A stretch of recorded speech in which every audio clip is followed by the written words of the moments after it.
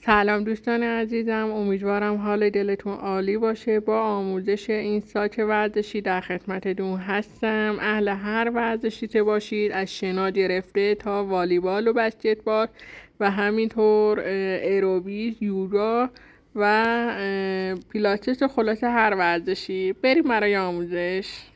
برای الگوی این ساک ورزشی که میخوایم بدوزیم، اندازه هاش رو به این صورت باید شما روی پاچه بکشید. من طول ساکم رو خواستم 42 باشه، عرضش رو خواستم 30 باشه و یعنی منظورم عرضش یعنی بلندی ارتفاعشه و قسمت چپ چیف یا همون پهنای دور تا دور دیواره چیف رو خواستم 20 باشه. پس یه 42 میکشید، یه 30 میکشید، یه 20 میکشید. بعد این قسمت کلا میخوایم دوباره 30 بشه دیگه. خب اما من میخوام این قسمت رو یه زیپ بدودم، پس اینو 23 میگیرم، اینو 6 میگیرم، جمعا میشه 29 سانت. ولی یه وسط اینجا وقتی زیپ دوخته بشه 1 سانت هم این در نظر گرفته میشه همون 30 سانت. پس اینجا 30، اینجا هم 30، وسطش هم 20. این هم که همون 42. اینو شما کلا بچشید. بعد فقط این قسمت رو باید برش بزنید. اینو برش بدنید چون میخوایم وسطش زیپ بدوزیم که یه جیب دیگه ای داشته باشیم. اول از همه ما طبق همون فرمول و آموزشی که بهتون گفتم برای اندازه گیری برش میزنید پارچه رو. بعد میاید هر دو طرف این پارچه رو و همینطور هر دو طرف این رو نوار اوریب میدوزید.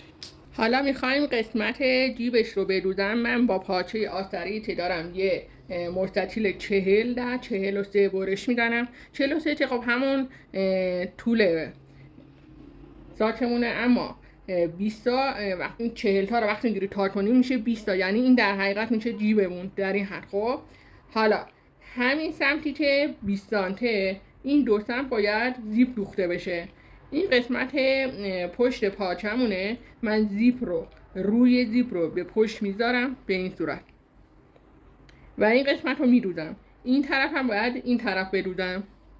کامل دو طرف رو زیپش رو دوختم. ببینید وقتی اینجوری دوخته شد بعد ادونید یه نیش اینجا بدوزید که کامل دیگه زیپ و پاچه به هم دیگه وصل شده باشه که زیرش جمع نشه. وقتی میخوای سر زیپ رو بندازی و بازو بسته کنی زیر کار نره که گیر کنه و پارشه. پس حتما نیش رو بدوزید. حالا که دو طرف دوخته شد میخوایم وصلش کنیم به پاچم. ببینید این قسمتی که الان زیپ اصلیمونه اینو باید بذاری کنارش به این صورت و با پایه زیپ به این صورت روی خود پاچمون رو، یعنی این قسمت نوا اوریب دوختیم، یه دوخت میریم. برای اون طرف هم دوباره باید این پاچه رو استفاده کنیم. ببینید این قسمتی که کمتره نسبت به این قسمت زیادتره حواستون جمع باشه. این کمه مال اینه. رو میذاری به این صورت کنار دنده های زیپ و این قسمت نوا اوریبه میروزیمش.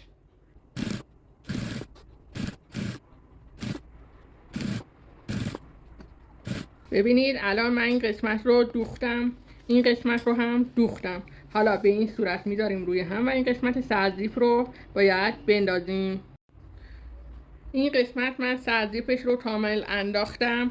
حالا به این قسمت پشتش میرسیم. آستری که دوخته شده به همین صورت به طرف پایین هست. باید این قسمت رو و این قسمت رو روی هم دیگه قرار بدیم و بدوزیم. الان باز کنید میشه یه جیب. حالا که این مرحله تمام شد میخوایم آستری کلیش رو بروزیم که برای داخل چیپ قرار داره. اولا که آستریش رو حتما 2-3 سانت بزرگتر از کل این قسمت برش بزنید.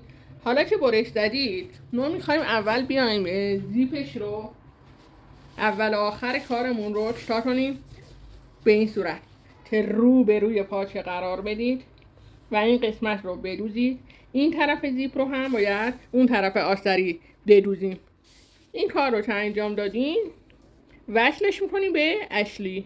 حالا که این قسمت زیپ دوخته شد و تمام شد، باید این اصلیه رو بذاریم کنار دنده های زیپ و بدوزیم. اون طرف هم همین کار رو انجام بدیم. هر دو طرف این قسمت رو من کلا از اول تا آخرش دوختم برای اینکه پارچه و آستری به هم دیگه وصل بشه. حالا که وصل شد میایم سرزیپاش رو میندازیم. حالا که سرزیپا رو انداختیم 2 تا بند برزنت برمیداریم در حد 8 سانت. بعد اینو داخل این قسمت قرار میدیم. حتما اول و آخرش رو با بندش بسوزونید.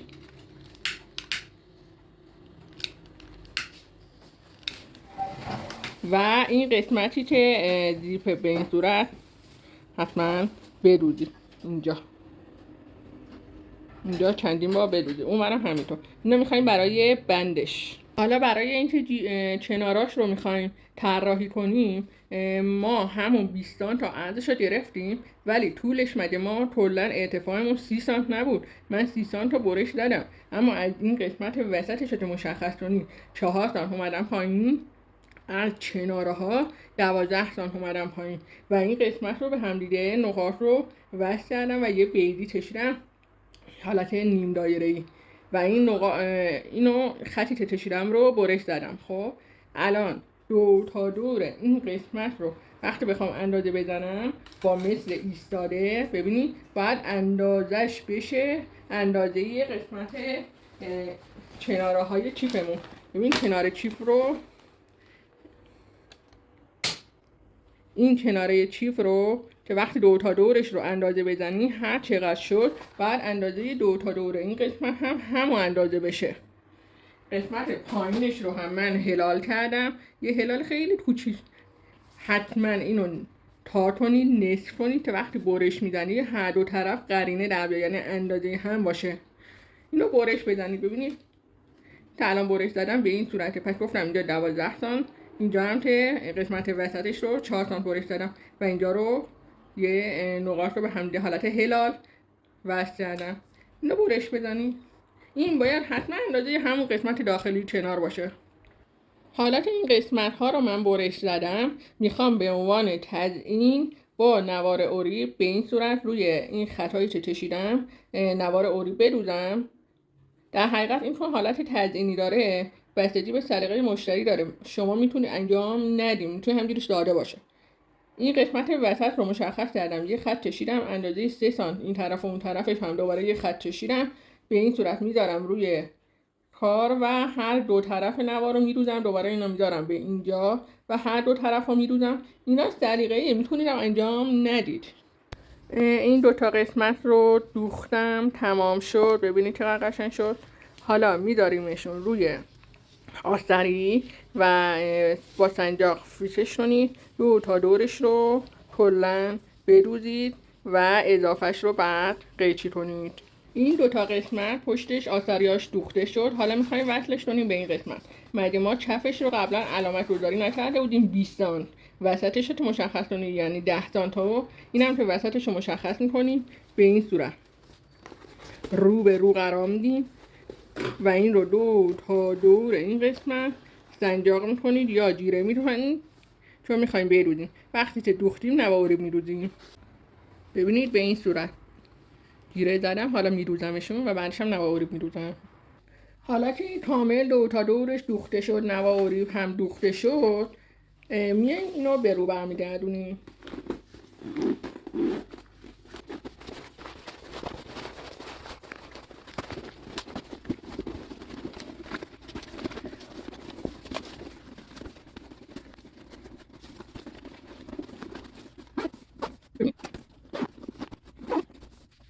حالا نوبت به این میرسه که یه بندی بلندی برای این قسمت درست کنیم. اولا که من بند برزنتم 120 سانت برش دادم. حتما اول و آخرش رو با فندک بسوزونید. اولا همه بند رو از بیرون داخل میکنید و به این صورت یه تا بزنید. حالا یا 2 تا تا به این صورت بذارید روی این قسمت و چندین بار بدوزید برای اینکه محکم بشه. این کار که تموم شد میریم قسمت بعدی. برای قسمت بعدی اولا که مواظب باشید این تاب نخوره، حتما صاف وارد این قسمت بشه، میدید داخل از اولی و از دومی هم بیرون میکنید به این صورت. خب حالا میخوایم بریم سراغ این طرف. حالا برای این طرف ما این بند رو باید از بیرون بریم داخل به این صورت. حالا نوبت به این میرسه از این قسمت بریم به این وسطیه. ببینید بعد از به این صورت از بیرون داخل میکنید، از وسط عبور میدین.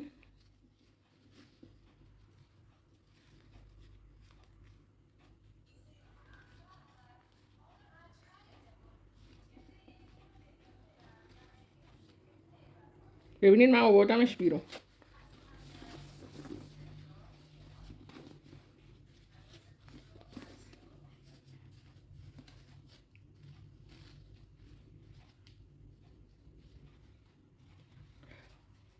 حالا اینجا رو یه تای کوچیک میزنید به این صورت و به این داخلیه باید چندین بار بدوزید تا محکم بشه.